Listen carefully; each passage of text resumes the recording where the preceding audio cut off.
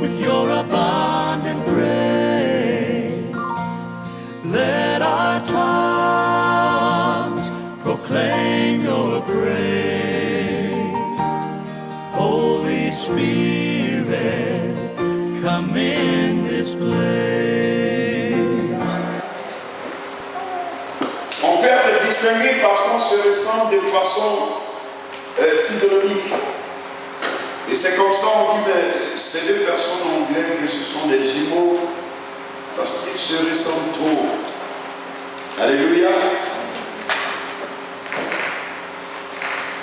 Donc l'identité, c'est notre valeur. La valeur que nous portions, qui nous spécifie des autres. Mais ce qui nous intéresse aujourd'hui, partant de cette identité, il est question de savoir qui suis-je. Vous voyez, le monde existe, mais le monde ne s'interroge jamais. L'homme ne s'interroge pas qui il est. L'homme parle, l'homme vit, il mange, il fait tout ce qu'il veut, mais lui-même, il ne se connaît pas. Il ne se connaît même pas. Alléluia. Ce qui fait trop de défaites sur la terre, c'est le fait que l'homme n'apprend pas à se connaître. L'homme doit s'étudier. L'homme doit savoir, je suis constitué de quoi? Alléluia. Quand on regarde une maison, quand un entrepreneur vient, la première des choses, c'est de voir le matériel constructif de la maison. Et quand l'entrepreneur regarde, il examine, l'ingénieur en bâtiment regarde le bâtiment, il reconnaîtra tout de suite que cette maison, dans peu de temps, va s'écrouler quand une tempête viendra. Parce qu'il sait à quel moment et sur quelle portion du terrain il faut porter tel ou tel pilier. Et quand il va voir qu'une grande maison doit porter 5 piliers et qu'il retrouve 4 piliers, il reconnaît que cet architecte n'est pas compétent. Alléluia. Et c'est ainsi que l'homme aussi doit s'examiner et doit comprendre de quoi suis-je constitué et qu'est-ce que je dois faire pour ne pas être faillible. Alléluia. Même si tu ne sais pas qui tu es, quel que soit les petits problèmes qui vont arriver, tu seras emporté. Alléluia. Alors, ce qui nous intéresse, c'est de nous connaître aujourd'hui, nous-mêmes en tant qu'hommes. Il faut qu'on apprenne à se connaître. Et nous allons prendre la parole de Dieu, et la parole de Dieu va nous parler. Dieu va nous parler par sa parole. Nous allons prendre le livre de Genèse chapitre 1 au verset 26. Et une personne va prendre Genèse chapitre 2 au verset 7.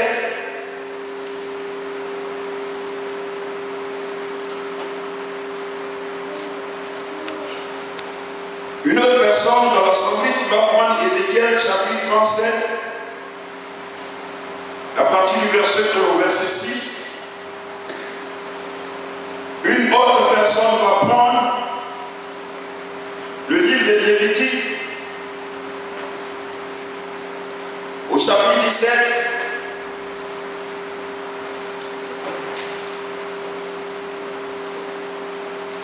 Alléluia. Genèse combien? Genèse chapitre 1, verset 26.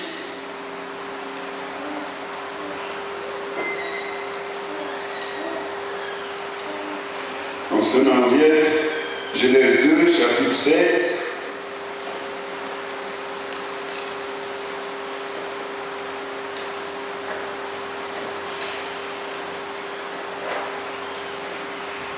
La sœur Nénette va prendre Ézéchiel 37, du verset 1 au verset 6. Et nous allons voir la sœur Erika prend Lévitique 17 au verset 11.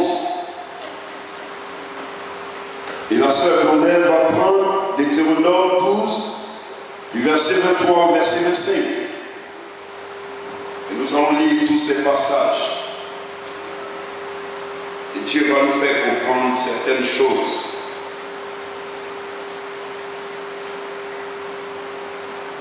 Alléluia.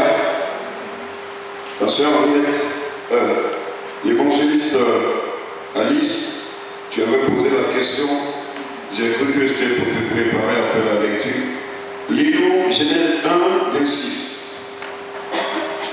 Rapidement, parce qu'on a peu de temps, et nous devons prier parce que j'ai dit, je me rends compte qu'en ce moment, il y a beaucoup d'enfants de Dieu qui sont en train de traverser des difficultés. Beaucoup sont en train de tomber malades. Et le diable est en train de frapper par l'esprit des morts dans beaucoup de familles. Si je le dis, je suis un témoignage parce que je viens de perdre mon petit frère, le même père, même mère qui me suit directement. Et donc je suis en train de comprendre que l'Église doit se lever et l'Église doit dire non à certaines choses. Que le diable stoppe maintenant parce qu'il a assez joué. Amen. Amen. Genèse 1 à partir de verset 26. La parole. Amen.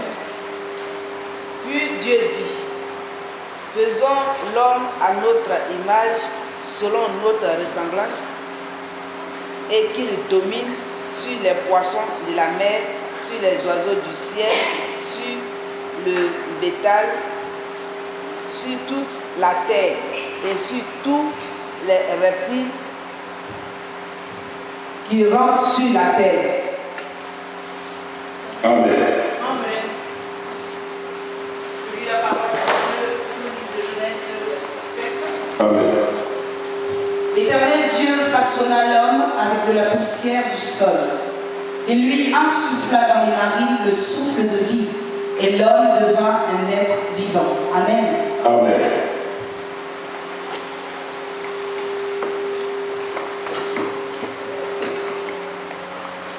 J'ai la parole de Dieu. Amen. La main de l'Éternel fut sur moi, et l'Éternel me transporta en esprit et me déposa dans le milieu d'une vallée remplie d'ossements.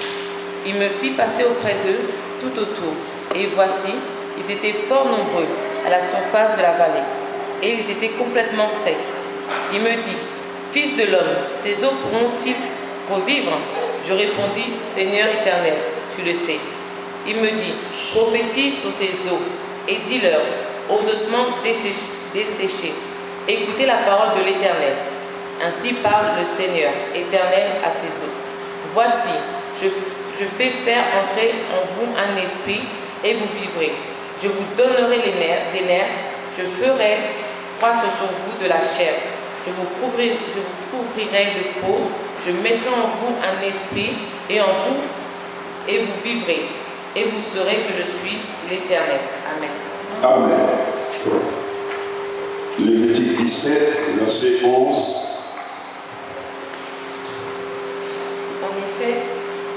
En effet, la vie d'un être est dans le sang. Je vous l'ai donné sur l'autel afin qu'il serve d'expiation pour vos âmes, car c'est par la vie que le sang fait l'expiation. Amen. Deutéronome 12. Lisons la parole du Seigneur, Deutéronome 12, versets 23 à 25. Seulement évite rigoureusement de consommer le sang, car le sang, c'est la vie. Et tu ne consommeras pas la vie avec la chair, tu ne le consommeras pas, tu ne le répandras pas sur la terre comme de l'eau, tu ne le consommeras pas afin que tu sois heureux, toi et tes fils après toi, en faisant ce qui est droit aux yeux de l'Éternel. Amen. Amen. Voilà le Seigneur qui nous parle ce soir. Il nous parle de l'identité de l'homme. Ton identité, ce sont les éléments constitutifs de ta personne en premier. Tout ce qui fait de toi un homme, un être humain, Dieu a cité les éléments qui composent l'homme. Et l'Éternel nous dit que nous sommes créés à son image et à sa ressemblance. Alléluia.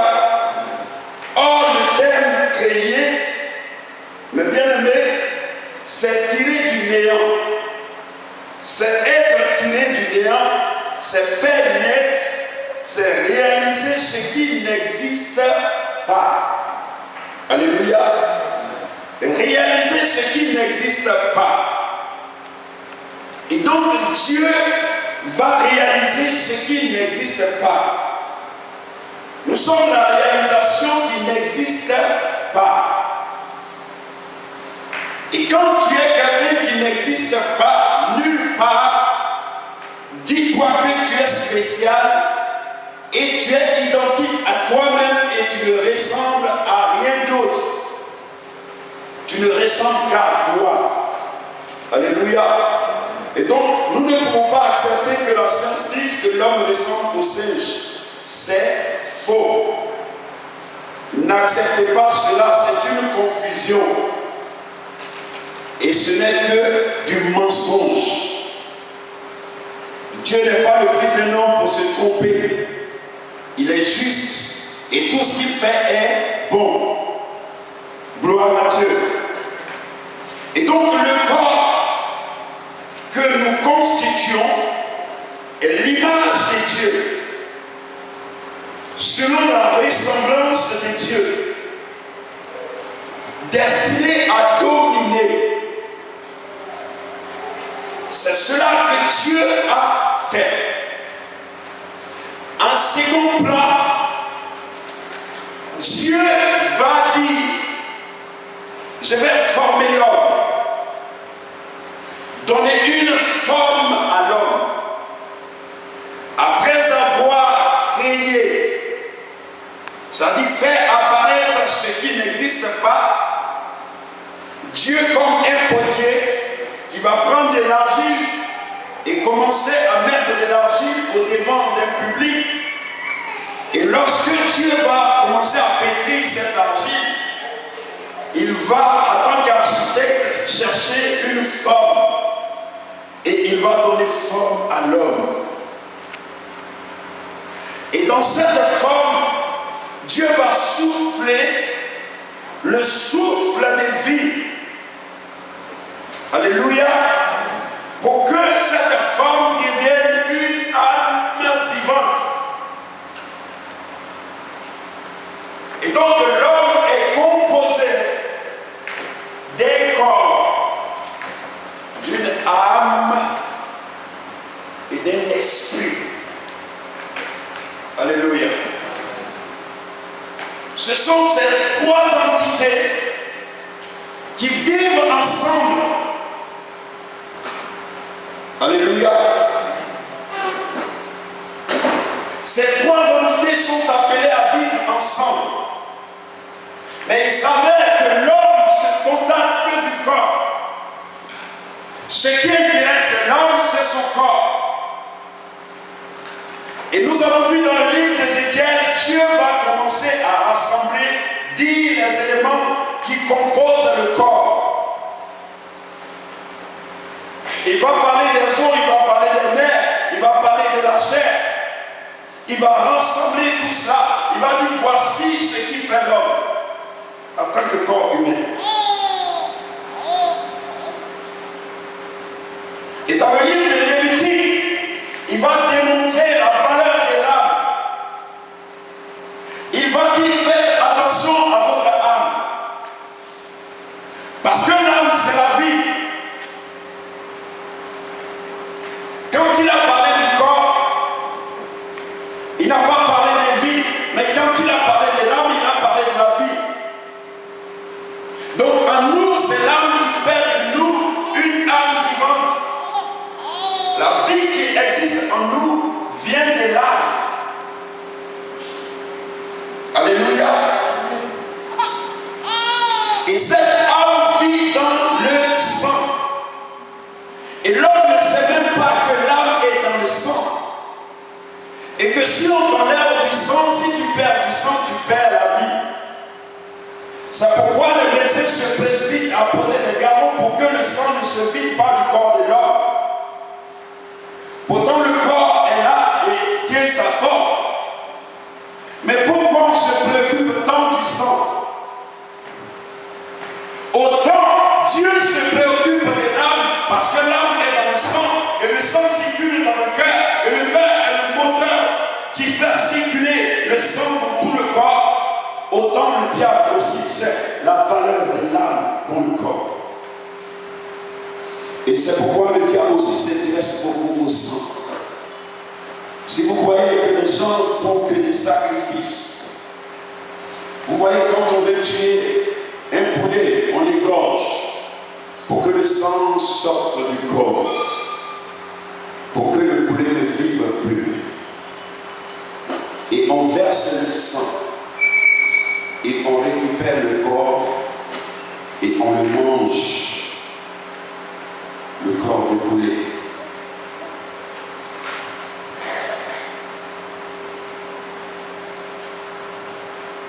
Alléluia.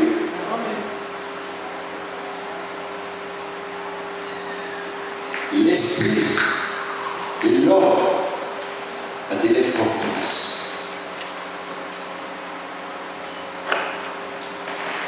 Je prends comme ça au moins 5 minutes. Vous allez voir tout à l'heure.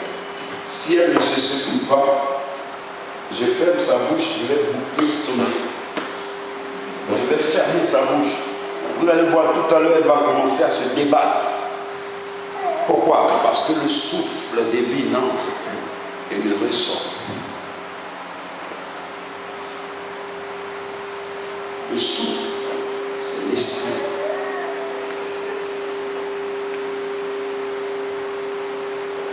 Dieu a soufflé en l'homme son esprit. C'est pour ça qu'on parle de réanimation. Faites attention, il faut qu'il respire. Soufflez. Quelqu'un s'est noyé, soufflez, sortez l'eau. Que l'air entre dans ses poumons pour que ses poumons puissent revivre.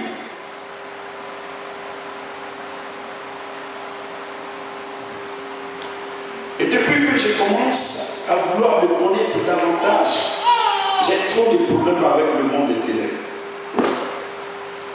Dès que tes yeux s'ouvrent, le diable va beaucoup s'intéresser à toi.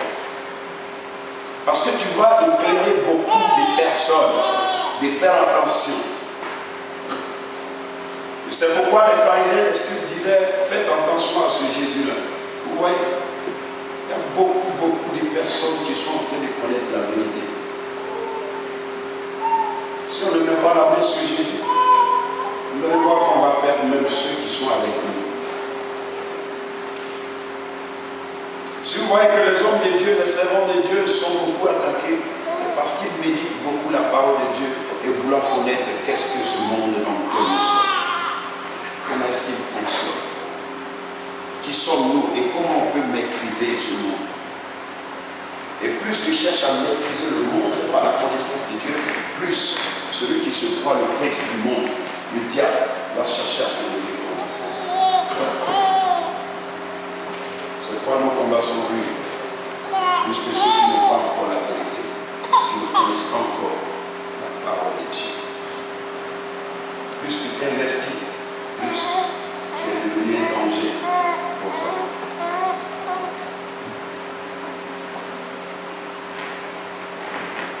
Et je vous assure, lorsque j'ai appris, quand j'ai perdu ma mère, je ne suis pas devenu aussi faible que ça, j'étais aussi fort. J'ai pleuré 10 minutes, j'ai arrêté de pleurer. Mais je ne me suis jamais plus soucié. Mais je vous assure, quand j'ai perdu mon petit frère, c'est comme mon âme partait. J'ai reçu un coup. Pour la première fois. J'ai pleuré pour la première fois. C'est difficile pour moi de pleurer. Je suis jeune frère. Il était quelque part. Un grand soutien.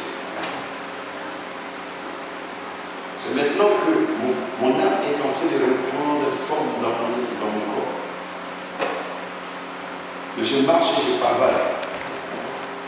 Et je sais que mon âme est sortie. J'ai dit, Jésus, ramène-moi.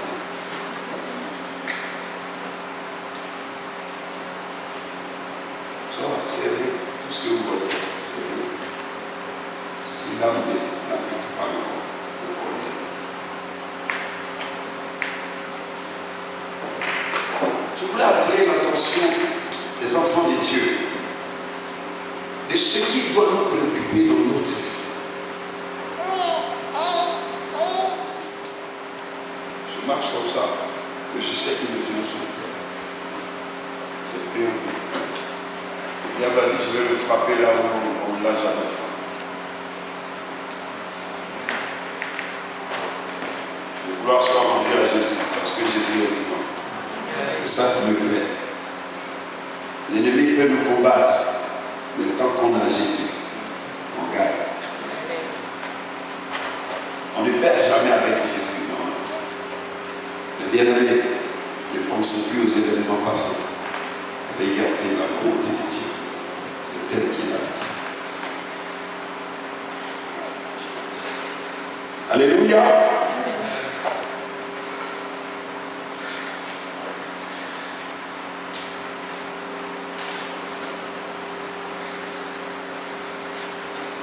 Donc, dans le corps, il y a 3 éléments qui sont importants.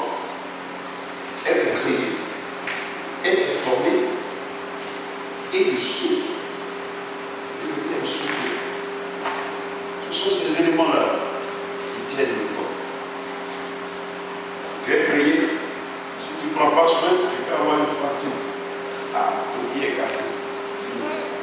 Parce que tu es créé, ce qui est créé, ça peut tomber, ça se casse. Et l'homme ne fait pas de fois attention qu'il est créé, et s'il ne prend pas soin de son corps peut être brisé. L'homme oublie qu'il est formé, et s'il ne se comporte pas bien, il peut être déformé. Et tu peux voir quelqu'un aujourd'hui qui est bien, qui est droit, qui est bien bâti, et quelque temps après, tu vas le voir en train de boitiller, ou il est déformé, il est ceci, il est cela. Pourquoi?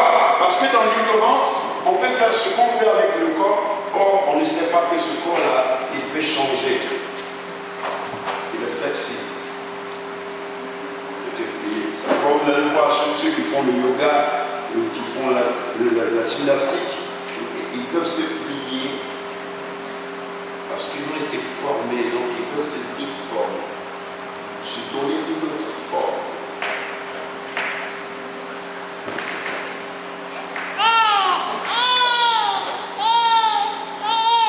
Or, lorsque le corps est créé et qu'il est bien, et que la forme est bonne, le souffle va commencer à mieux circuler. Et c'est là le français dit mettre l'air en mouvement. Donc quand nous marchons, on met le souffle qui est en nous en mouvement. C'est comme la bouteille, quand il y a de l'air, quand tu fais comme ça, tu es en train de faire bouger l'air qui est à l'intérieur. En même temps que la bouteille bouge, ou le ballon que tu as gonflé bouge, l'air bouge en même temps que le ballon.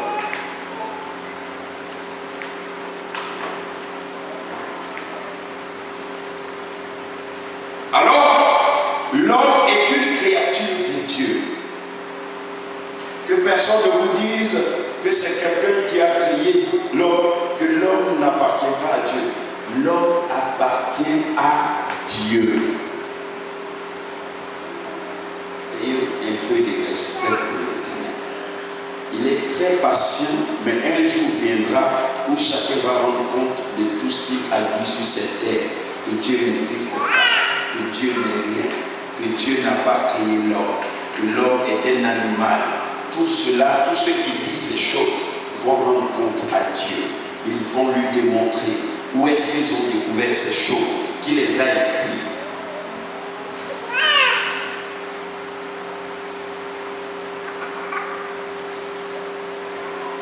Donc l'homme est devenu un être vivant lorsque le souffle se met en mouvement.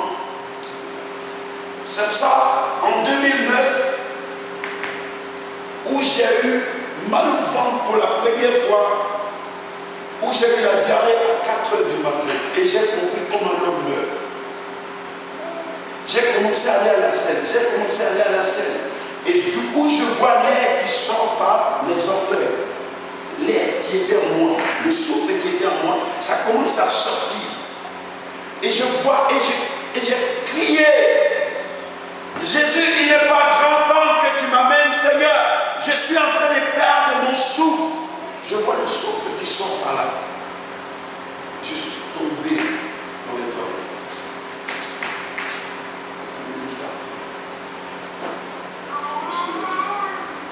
Là, j'ai compris quand l'homme veut mourir, quand il tend à mourir, c'est comme ça, l'air sort, que le corps reste vide. Pour la première fois, je suis comme un homme même. Je souffre. Ne le gaspillez pas n'importe comment, n'allez pas à parler des discours qui ne peuvent pas vous donner quelque chose. Ça ne sert à rien. Tu es en train de perdre ton souffle pour rien. Ça coûte cher. Il suffit que ça ne lui ait plus, tu es fini. Donc n'allez pas gaspiller cela en parlant des choses qui n'ont aucune considération, aucune valeur devant Dieu. Alléluia.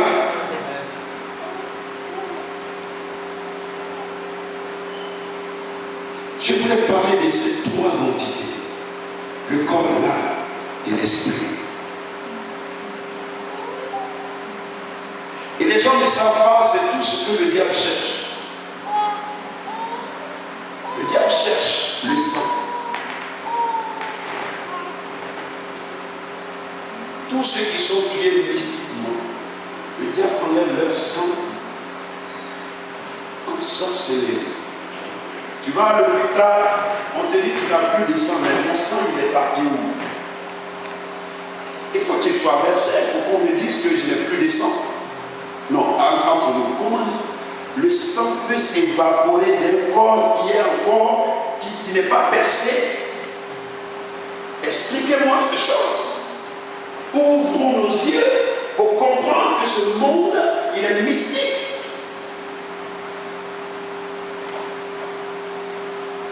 Quelqu'un qui a été à l'hôpital aujourd'hui, on a trouvé du sang en lui, on lui a enlevé du sang, on a vu de quoi il souffre. Il vient le lendemain, on te dit que tu n'as plus de sang. Mon sang n'a plus de la venue, il est parti. Mais parce que le diable connaît la valeur du sang et l'homme joue avec son sang, l'homme joue avec son âme.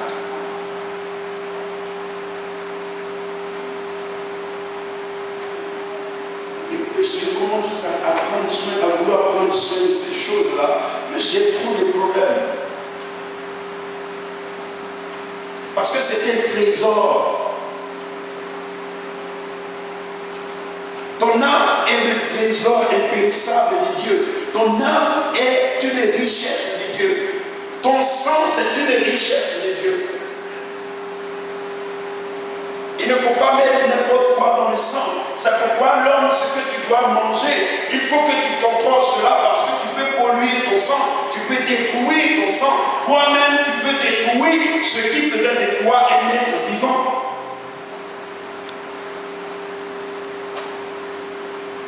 Alléluia. C'est quoi ceux qui mangent pour manger comme ils veulent, ils mangent comme ils veulent sans contrôler leur alimentation. Ils se détruisent eux-mêmes. Ils ne savent pas que leur sang, c'est leur vie. Et si le sang est gâché, si le sang est pollué, si le sang contient des virus, c'est terminé, tu es mort.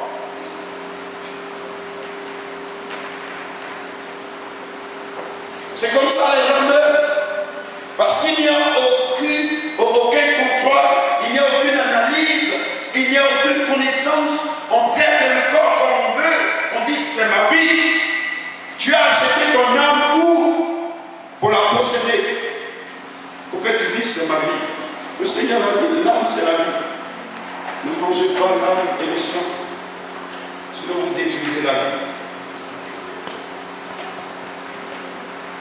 On détruit nous-mêmes notre propre vie.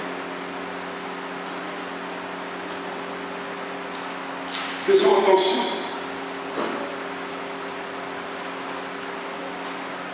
Sinon Sinon le Seigneur nous demandera qu'as-tu fait de ce que je t'ai donné. Tu viens, tu dis qu'on t'a fait ceci sur la terre. Mais est-ce que toi-même, tu savais que ce que tu possédais était une richesse pour toi? C'est toi qui l'as livré. Tu n'as pas pris soin. C'est comme quelqu'un qui gagne de l'argent qui commence à acheter ce qu'il veut comme il veut sans savoir qu'il doit épargner parce qu'il peut avoir une saison difficile où maintenant il faut aller à la source pour pouvoir prendre. Quelqu'un qui sait que je sais que mon corps va s'épuiser. Il faut que je préserve mon corps. Il ne faut pas que je gaspille toute mon énergie parce que dimanche je dois aller à l'église. Il faut que j'aie la force de prier le Seigneur. Alors je dois faire attention pour que mon corps ne soit pas très fatigué. Et tu arrives, tu dors à l'église. Parce que tu trouves ça normal. Et Dieu te regarde et dit, mais voici un ignorant, voici une ignorante. C'est nous qui avons un problème. Parce que nous ne savons pas qui nous sommes.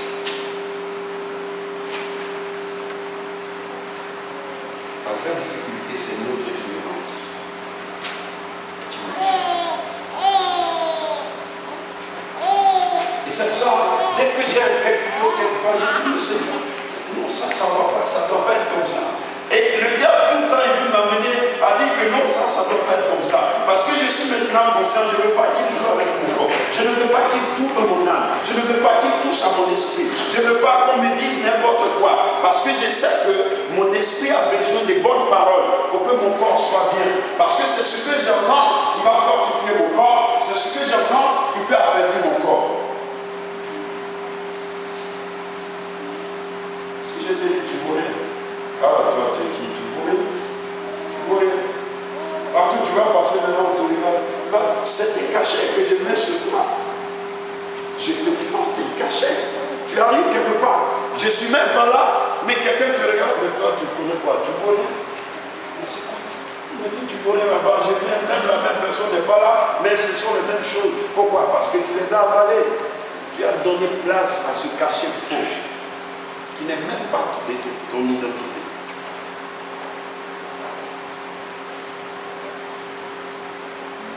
Je suis fatigué. J'ai été ignorant depuis longtemps. Mais Dieu,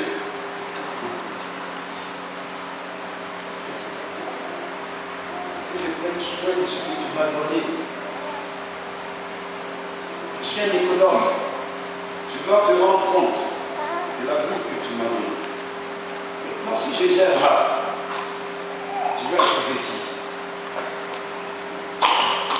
Appelez-moi à l'école. Parce que ce sont ces trois éléments-là que le diable cherche. C'est pour ça que Jésus dit. Mais ces trois éléments, dans les temps qui vont suivre, vous allez voir chacun sa nourriture. Chacun d'eux se nourrit.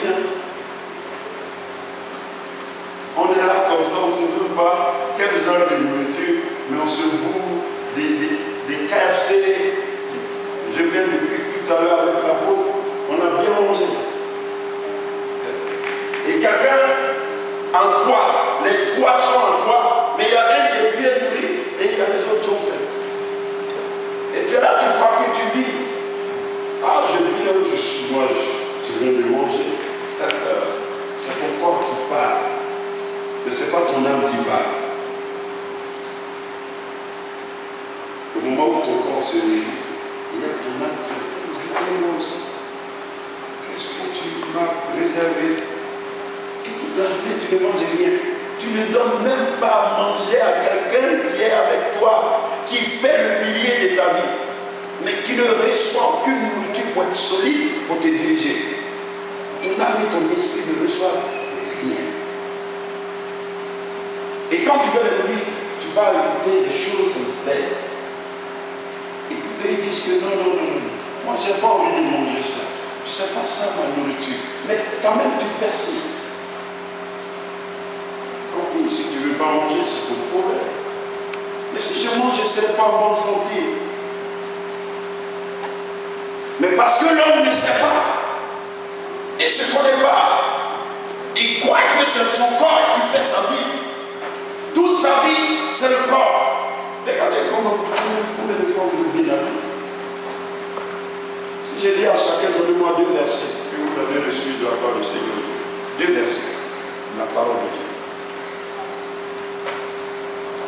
Si on voit le corps, combien de temps tu as pris ces mèches-là pour les dresser comme ça, très bien, avec un tricot rouge, un bon jean, des baskets, et avec tout est coordonné.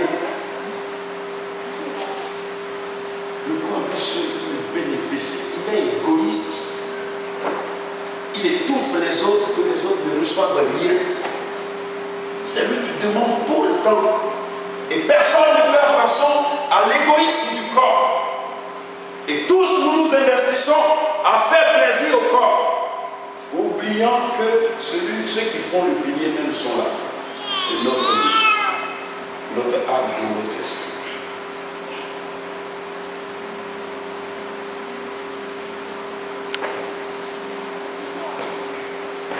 Alléluia. C'est là qu'on doit s'arrêter. On va prier. Je veux qu'on prie pour les serviteurs, c'est le nom de Dieu. Je vous assure. Oui, vas-y. Tu parlais de ce qui va se nourrir le corps. On a tous compris ce qu'il y a dans Charles. Maintenant, de quoi se nourrit exactement l'âme et de quoi se nourrit l'esprit? C'est ce que j'ai dit. C'est ce que j'ai dit. Je ne vais pas anticiper mon enseignement pour l'instant. J'ai dit, on verra ça. Mais aujourd'hui, je vais simplement qu'on rappelle qu'on est composé du corps, de l'âme, de l'esprit. Et chacun de ces 3 vivent. Vivre dans le corps des 2 autres qui restent, l'âme et l'esprit. Mais comme c'est le corps qui paraît, on s'intéresse à l'homme extérieur et on fait fi de l'homme intérieur. C'est cette attention que je voulais simplement attirer. Pour que lorsque tu pries, pour quelqu'un qui t'intéresse à son homme intérieur. Pour que tu pries beaucoup pour la délivrance de l'âme de quelqu'un qui peut être angoissé. L'âme peut être stressée. Et quand maintenant l'âme est stressée, le corps subit. Celui qui demandait beaucoup là, pourquoi il subit? Tu as été égoïste. Maintenant, gère tout ce que tu as reçu de toi-même et prends soin de toi. Mais tu oublies que si moi j'ai fait, toi aussi tu auras des problèmes. C'est comme un enfant. Si son père se tient bien ou sa mère est bien portante, ce n'est pas son problème. Mais quand le père sera couché malade ou la maman, ce soir-là, il n'aura pas de quoi manger à la maison. C'est là que l'enfant prend conscience que maman, mais qu'est-ce qu'il ne va pas? Pourquoi? Il n'avait jamais dit ça, mais parce que maintenant il a son intérêt, il va chercher maintenant la solution. Mais non, c'est chaque jour tu dois m'examiner pour dire, maman ça va, papa ça va, vous êtes bien entré, ce soir vous avez bien travaillé, ça va, mon enfant n'est pas stressé au travail. Voilà ce qu'un enfant doit dire. Et réellement c'est ce que le corps lui a dit. Parce que c'est l'âme et l'esprit qui soutient le corps, qui gère le corps. Mais le corps s'enfuit. Il demande. Il n'est jamais satisfait. Il veut manger tous les jours. Donc on arrivera là.